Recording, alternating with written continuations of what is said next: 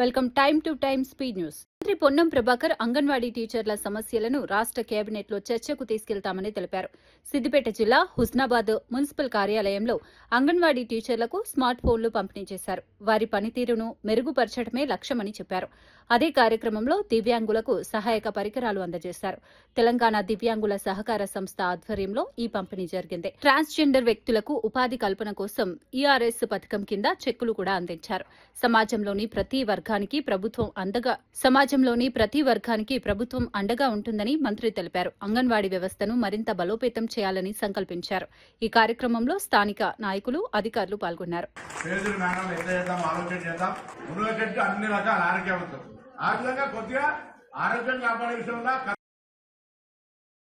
BRS working president KTR వ్యాఖ్యలపై fisheries chairman మెట్టు సాయి తీవ్రంగా స్పందించారు.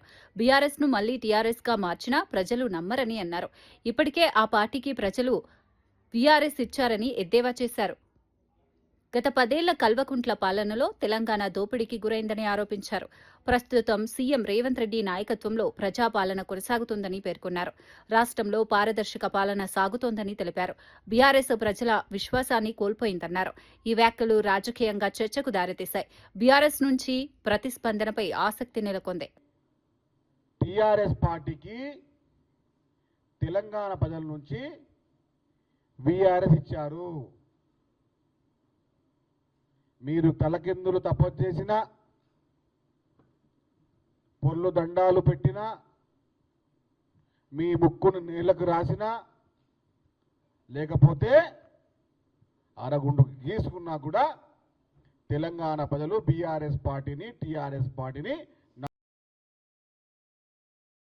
తెలంగాణ మహిళా కాంగ్రెస్ అధ్యక్షురాలు ఎర్రబెల్లి స్వర్ణ మహిళా రిజర్వేషన్ బిల్లుపై స్పందించారు. రాజకీయ లబ్ధి కోసమే బీజేపీ ఈ బిల్లును తెచ్చిందని విమర్శించారు. ఎస్సీ, ఎస్టీలతో పాటు ఓబీసీలకు కూడా రిజర్వేషన్లు ఇవ్వాలని డిమాండ్ చేశారు. కాంగ్రెస్ పార్టీ మహిళా సాధికారత కోసం ఎప్పటి నుంచో కృషి చేస్తోందని తెలిపారు. రాజీవ్ గాంధీ కాలం నుంచే ఈ దిశగా చర్యలు తీసుకున్నారని చెప్పారు. డీలిమిటేషన్ ప్రక్రియపై సమగ్ర చర్చ అవసరమని పేర్కొన్నారు. మహిళలకు నిజమైన న్యాయం జరగాలంటే అన్ని వర్గాలకు సమాన ప్రాధాన్యత ఇవ్వాలని అన్నారు. ఈ వ్యాఖ్యలు రాజకీయంగా చర్చనీయాంశమయ్యాయి. ఆ రాష్ట్రాల్లో ఏదైతే ఎన్నికలు జరుగుతున్నాయో ఆ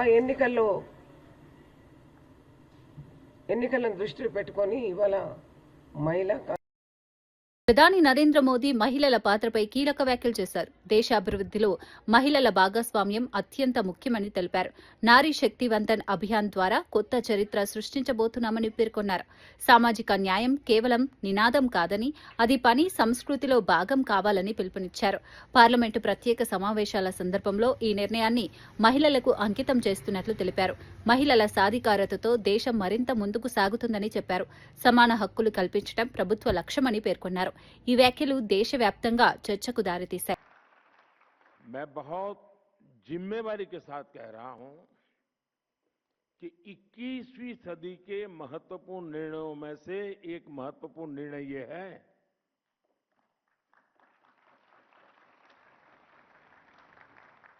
ये निर्णय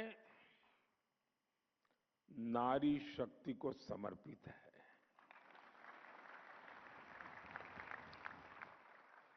नारी शक्ति वंदन को समर्पित है। हमारे देश की संसद एक नया इतिहास रचने के करीब है। వైసీపీ సీనియర్ నేత అంబటి రాంబాబు కుటుంబ సభ్యులతో కలిసి తిరుమల శ్రీవారిని దర్శించుకున్నారు. శ్రీవారి దర్శనం అనంతరం ఆలయ ఆచారాల ప్రకారం పూజలు నిర్వహించారు. కుటుంబ సమేతంగా వచ్చిన ఆయనకు దేవస్థానం అధికారులు స్వాగతం పలికారు. అనంతరం తీర్థ ప్రసాదాలు అందజేశారు. రాష్ట్ర ప్రజలు సుఖ సంతోషాలతో ఉండాలని స్వామిని ప్రార్థించినట్లు తెలిపారు. తిరుమలలో భక్తుల రద్దీ మధ్య ప్రశాంతంగా దర్శనం పూర్తయిందన్నారు. ఆలయ ఏర్పాట్లను ప్రశంసించారు. ఈ సందర్భంగా భక్తులు కూడా పెద్ద సంఖ్యలో దర్శనానికి హాజరయ్యారు. తిరుమలలో ఆధ్యాత్మిక వాతావరణం నెలకొంది.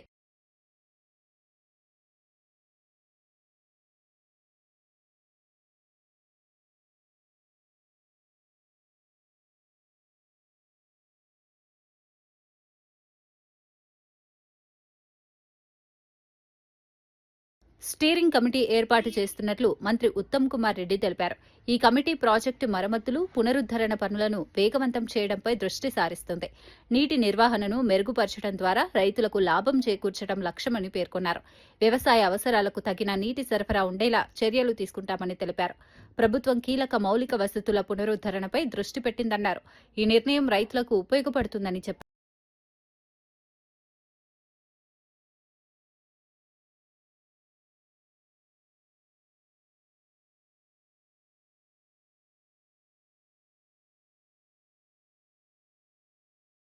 మంత్రి సీతక్క రైతులకు కీలక సూచనలు చేశారు. మధ్యవర్తులను దూరం పెట్టి ప్రభుత్వ కొనుగోలు కేంద్రాల్లోనే పంటలు అమ్మాలని సూచించారు. మహబూబాబాద్ జిల్లా కొత్తగూడ మండలం గాంధీనగర్లో మొక్కజొన్న కొనుగోలు కేంద్రాన్ని ప్రారంభించారు. గిరిజన సహకార సంస్థ ఆధ్వర్యంలో ఈ కేంద్రం ఏర్పాటు చేశారు. రైతులకు కనీసం మద్దతు ధర అందేలా ప్రభుత్వం చర్యలు తీసుకుంటుందని తెలిపారు. మధ్యవర్తుల వల్ల రైతులు నష్టపోకుండా జాగ్రత్తలు తీసుకోవాలని సూచించారు. రైతుల ఆదాయం పెంచడం ప్రభుత్వ లక్ష్యమని చెప్పారు. ఈ కార్యక్రమంలో స్థానిక అధికారులు, రైతులు పాల్గొన్నారు. రకాలుగా జబ్బులకు సన్ స్ట్రోక్ ఎదురయ్యే అవకాశం ఉంటుంది. రాష్ట్ర వ్యాప్తంగా ఉన్నటువంటి మండల హెడ్ క్వార్టర్లలో, అదేవిధంగా మేజర్ గ్రామ పంచాయతీలలో కూడా వెంటనే